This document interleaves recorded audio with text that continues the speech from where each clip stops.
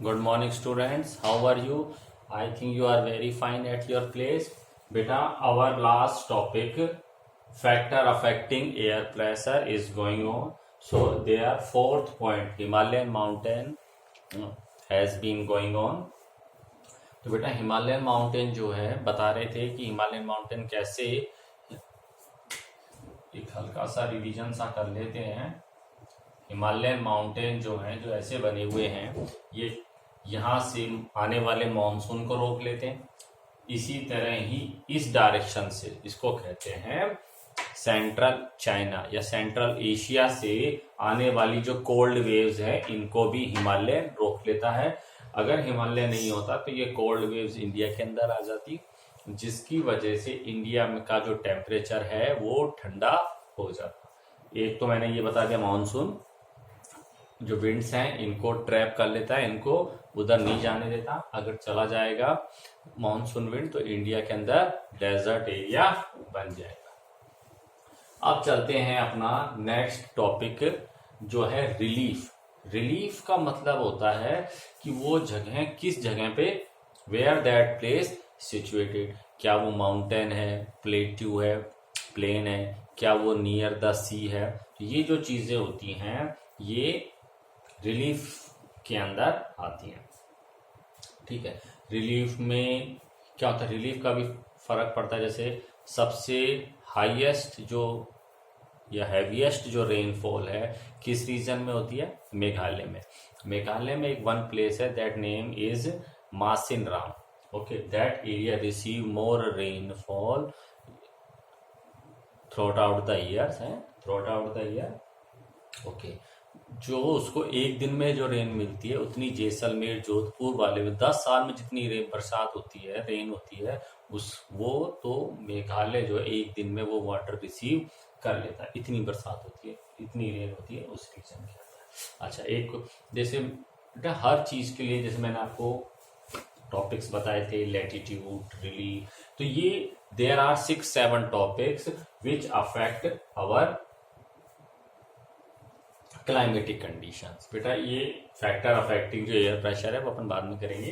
पहले जो अपना टॉपिक चला था हिमालयन माउंटेन रिलीफ और डिस्टेंस फ्रॉम द सी, इसको कंप्लीट कर लेते हैं, इसके बाद में उस चीज को अपन लेंगे। तो रिलीफ फीचर चला था, जैसे मैंने कहा मासिन राम जो है सबसे ज्यादा रेनफॉल होती है। ठीक है, अच्छा मैं आपको दूसरा एग्जाम्पल बताऊंगा। आपने सुना होगा राजस्थान में अरावली हिल है।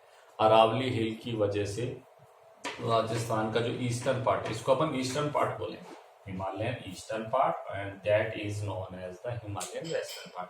तो Himalayan eastern part receive more rain rather than the western part of Aravalli hill. Aravalli hill के ईस्टर्न पार्ट में ज्यादा रेन होती है, वेस्टर्न में कम होती है। क्यों होती है? क्योंकि बेटा मानसून जो ऐसे आएगा, ऐसे आने के बाद में तो ये मानसून ऐसे चलता है, फिर ये मानसून ऐसे घूम जाता है। तो ये वाला जो एरिया है इसको तो ज्यादा रेन मिलती है और इसको रेन नहीं मिलती है।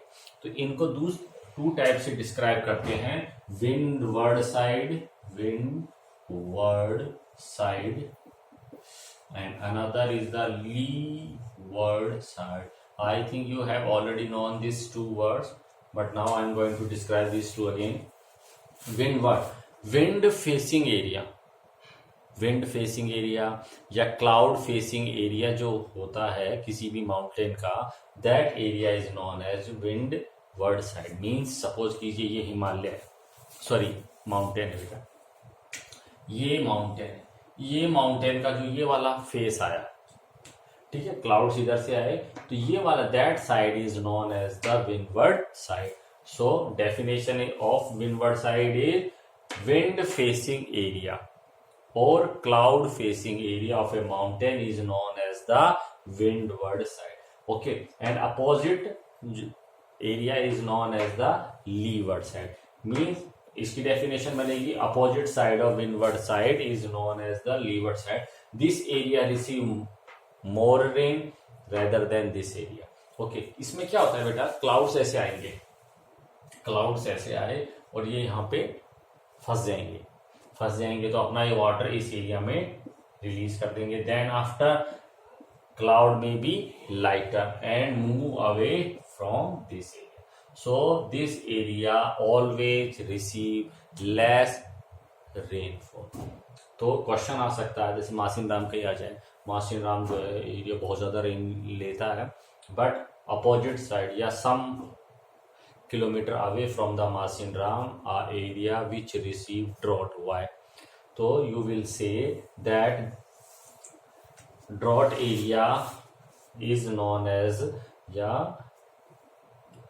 area which far away from the Masin Ram is facing leeward side of the mountain, that situated leeward side of the mountain. वो area leeward side के mountain में situated है, that's why this area receive a less rainfall. Okay तो अपना चल रहा था relief. तो उसी तरह ही बेटा ये ईस्टर्न, ये वेस्टर्न घाट, ये Eastern Ghat, I think you known very well about this. If you don't तो you will go to the second chapter. Okay बेटा ये वेस्टर्न घाट और ये ईस्टर्न घाट से. तो ये वाला जो एरिया है, ये this area is always facing the clouds, so this area is known as the windward side and this area facing. ऐसा बेटा सुनो, कंफ्यूज नहीं होना इसमें. सर अभी तो आपने कहा था इस एरिया में रेन ज्यादा होती है, इसमें एरिया में कम होती है. नाउ दिस एरिया में अब रेन कम बता रहे हो सर, इसमें ज्यादा बता रहे हो. तो बेटा हमने आपको 6 टॉपिक टुडे ऑनवर्ड या yesterday onward I taught you there are 6 topic. So listen बेटा, देखो ये जो है ये मानसून और ओरिजिन हुआ from the Arabian sea and just Western Ghat is very near to the monsoon winds. तो उठते ही जो हिस्सा मिल गया इनको, मैंने क्या कहा, एरिया विच फेस विंड या विच फेस द क्लाउड. ओके, या रेन बेयरिंग क्लाउड्स को जो एरिया, जो माउंटेन का एरिया फेस करेगा उसी एरिया को अपन विंडवर्ड साइड कहेंगे. जरूरी नहीं है it is situated on the western side and it is situated in the eastern side, doesn't matter. देखो ये वाला एरिया जो था ये वेस्टर्न साइड में आया तो इन्होंने इसको ज्यादा रेन किया, देन आफ्टर ये क्या हो गए, लाइटर हो गए, ये आगे चल पड़े. तो ये यहाँ से जो अरेबियन सी से मॉनसून ओरिजिन हुआ, वह ये हवाएं यहाँ हिमालय से टकराई, हिमालय ने इनको डाइवर्ट कर दिया इन द वेस्टर्न साइड. अब वेस्टर्न साइड की तरफ ये हवाएं चल पड़ी तो यहाँ पे इनको अरावली हिल ने रोक लिया, तो अरावली हिल ने रोक लिया तो अब ये इस एरिया में रेन करती हुई इसके सहारे से निकल जाएगी. ठीक है, और ये वाला जो एरिया था इधर, ये that wind doesn't cross this Aravalli hill, that's why this area या western part of the Aravalli doesn't get the much more rain. Okay देखा, तो ये विंडवर्ड साइड और लीवर्ड साइड हो गया. इसलिए हमने कहा रिलीफ. तो कहाँ पे वो एरिया सिचुएटेड है, suppose if that area situated near the river, near the sea, अगर नदी के आसपास है तो क्या होता है वहां पे दिन में वही लैंड टू सी और सी टू लैंड जो ब्रिज चलती हैं उनकी वजह से ये आपका रेन हो जाता है. ठीक है, अब चलते हैं डिस्टेंस फ्रॉम द सी.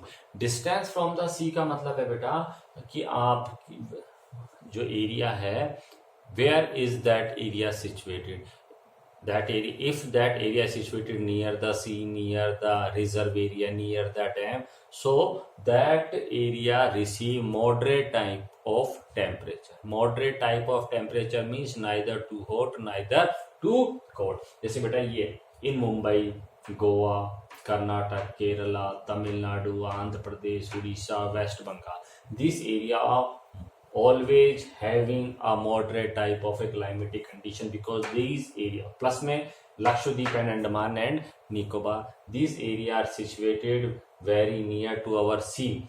तो क्या होता है लैंड टू सी और सी टू लैंड. एक बार फिर से रिवीजन सा कर लेते हैं. डे टाइम में क्या होगा, सपोज ये सी है, ओके, ये लैंड ले लेते हैं, लैंड एंड ये सी. ओके, डे टाइम में कौन गर्म जल्दी होगा, लैंड. तो so where is the low pressure situated, low pressure situated is on the land and high pressure is situated near the या sea. So land breeze go मैंने बताया था high pressure to low pressure जाती हैं, and during night this phenomena reverse हो जाएगा। अब क्या होगा, land become more cooler than the sea, क्योंकि सॉइल की क्वालिटी होती है जल्दी ठंडी होती है और जल्दी ही गर्म होती है। तो ये दिन में क्या होगा, तो सी टू लैंड हवाएं चलेंगी, नाइट को क्या होगा, लैंड टू सी हवाएं चलेंगी, जिसकी वजह से वो एरिया जो है, अच्छा distance from the sea, if any area situated near the sea they always get 4 o'clock rain, means approximate it will be 4:30, it will be 3:30, approximate 4 o'clock this area, this type area be situated near the sea always या mostly get the rain 4 o'clock rain, mean 4 बजे के आसपास क्या होता है, उस reason में rain हो जाती है। ठीक है, और कि मोस्टली का मतलब हो गया आवर एनुअल, एक एनम में कितने डेज होते हैं, 365, तो मोस्टली आप ये लगा सकते हो मोर देन 250 डेज यह एरिया जो है रेन को रिसीव करता है। ओके, अब चलते हैं factor related to our air pressure. अच्छा, इसका एक हल्का सा रिवीजन और कर लेते हैं बेटा, टॉपिक टफ नहीं है, फिर से देखो। सबसे पहले ले लेते हैं लैटिट्यूड। लैटिट्यूड क्या होती हैं, they tell us the temperature, if we move from equator toward the pole temperature is going to decrease, temperature घटता हुआ चला जाता है। तो कोई एरिया इक्वेटर के पास सिचुएटेड है तो वो ट्रॉपिकल एरिया कहलाएगा, वहां पे ज्यादा गर्मी होगी और ज्यादा ही रेन होगी। जैसे जैसे अपन इक्वेटर से दूर जाएंगे रेन कम होती चली जाएगी। ठीक है, तो गर्मी बढ़ भी सकती है और गर्मी कम भी हो सकती है, वैसे मोस्टली गर्मी कम ही होती है। और इन सब चीजों के लिए एक फैक्टर रिस्पॉन्सिबल नहीं है, there are the 6 factor responsible for controlling our climatic condition. तो फर्स्ट क्लियर हो गया। देन आफ्टर क्या था आपका, अल्टीट्यूड। Altitude means height. जैसे जैसे अपन इफ यू मूव फ्रॉम या about the surface temperature become decrease होता चला जाएगा। ठीक है, अब जैसे अपने मुंबई शहरों में मल्टी बिल्डिंग्स, स्टोरी बिल्डिंग्स होती हैं, तो वहाँ पे क्या होता है, सबसे नीचे वाला स्टोरी वाला जो घर होता है ना, वो पोल ज़्यादा होता है या उसका रेंट लगा लो, प्राइस लगा लो, कम होता है। लेकिन जैसे जैसे हम ऊपर जाते जाएंगे तो क्या होता है, वो टेम्परेचर भी कम होता जाता है और वो कॉस्टली होते चले जाते हैं। जितना आप हाइट के ऊपर जाओगे, आप कभी भी हिल स्टेशन पे गए, वहाँ पर आपको हवाएं बहुत चलती हुई रहती है, क्योंकि नीचे वाली जो हवाएं होती हैं, air which moves near our earth surface they always gets friction force. Friction देखा होगा आपने, जैसे आप जा रहे हो रास्ते में, आपके बहुत सारे पेड़ पौधे आ रहे हैं, आप भागना चाहो, if you want to run in forest you couldn't why, क्योंकि कभी कोई ट्री आ जाएगा तो आपकी बार बार स्पीड को रोक दिया जाता है। तो उसी तरह ही एयर जो है सरफेस पे कम चलती हैं, ऊपर ज्यादा, क्योंकि ऊपर फ्रिक्शन फोर्स कम होती चली जाती है, नीचे की फ्रिक्शन फोर्स बढ़ जाती है। अच्छा, अल्टीट्यूड हो गया। अच्छा, फिर मैंने हिमालयन माउंटेन के बारे में तो मैंने आज भी बताया, तो उसको बताने की जरूरत नहीं है। अब ले लेते हैं रिलीफ भी मैंने आज जैसे आपको बताया, रिलीफ है डिस्टेंस फ्रॉम द सी। अब चलते हैं factor related to air pressure, factor affecting our air pressure. Air pressure जैसे बेटा मैंने बताया था, एयर प्रेशर कितने टाइप के होते हैं, 3 टाइप के। 3 होते हैं, 2 होते हैं, 2 होते हैं, 3 तो आप बना लेते हो। तो एक एयर प्रेशर होता है लो प्रेशर और हाई प्रेशर। हाई प्रेशर वहां बनेगा कूलर प्लेसेस पे हाई प्रेशर और वार्मर प्लेस पे लो प्रेशर। दूसरा प्रेशर बनता है आपके according to density of air. तो अर्थ सरफेस पे डेंसिटी एयर की ज्यादा होती है, तो यहाँ पे हाई प्रेशर रहेगा, और जैसे जैसे अपन ऊपर जाएंगे तो जो एयर है वो लेस डेंस होती चली जाएगी, तो वहां पे ऊपर लो प्रेशर रहता है। अच्छा, अब क्या होता है, इन प्रेशर को इफेक्ट करने वाले कुछ कारण भी होते हैं। तो फर्स्ट है लोकल विंड्स, ले लेते हैं, इनको सरफेस विंड्स भी कहते हैं। जैसे आपने लोकल विंड्स ले लेते हैं, फर्स्ट LOC लोकल विंड्स। अब एक चीज बताना आप लोग मेरे को, लोकल विंड्स आपने कभी देखा है हवा, कभी हवा रुकती है या चलती रहती है? हवा हमेशा चलती रहती है, रुकती नहीं है। क्यों नहीं रुकती है? जैसे मैंने अभी आपको बताया, low pressure high pressure according to temperature. तो क्या होता है, एक ही चीज पे जैसे आपको एग्जाम्पल दूंगा बहुत ही अच्छा, बस का, स्कूल बस का। स्कूल बस में जब आप छुट्टी होती है, बस में बैठते हो तो बस गर्म रहती है। जब बस चल पड़ती है तो आपको रिलीफ मिलता है। क्या टेम्परेचर कम हो गया? नहीं, टेम्परेचर भी कम नहीं हुआ। क्या वहाँ हवा चलती है, हवा चलने की वजह से, सॉरी गलत बोल गया, टेम्परेचर कम होता है। कम कैसे हुआ? अब पहले सपोज कीजिए आपकी बस का टेम्परेचर 41 डिग्री था। ग्रीन हाउस गैसेस, ज़्यादा नहीं बताऊंगा, पहले की क्लासेस में पढ़ाया आपने। ग्रीन हाउस गैसेस की वजह से जो कार है होती हैं, जिसमें ग्लास सिस्टम होता है, वो जल्दी गर्म हो जाती है और उनका टेम्परेचर बाहर के टेम्परेचर से ज़्यादा होता है। ठीक है, तो बस में आप बैठते हो तो वो टेम्परेचर ग्लास हाउस की वजह से ज़्यादा होता है। Okay, when the bus become start या मूव करने लगती है तो वो गर्म जो हवाएं हैं वो निकल जाती है। तो उसी तरह ही लोकल विंड्स जो होती हैं हमेशा चलती रहती हैं, low pressure to high pressure to low pressure.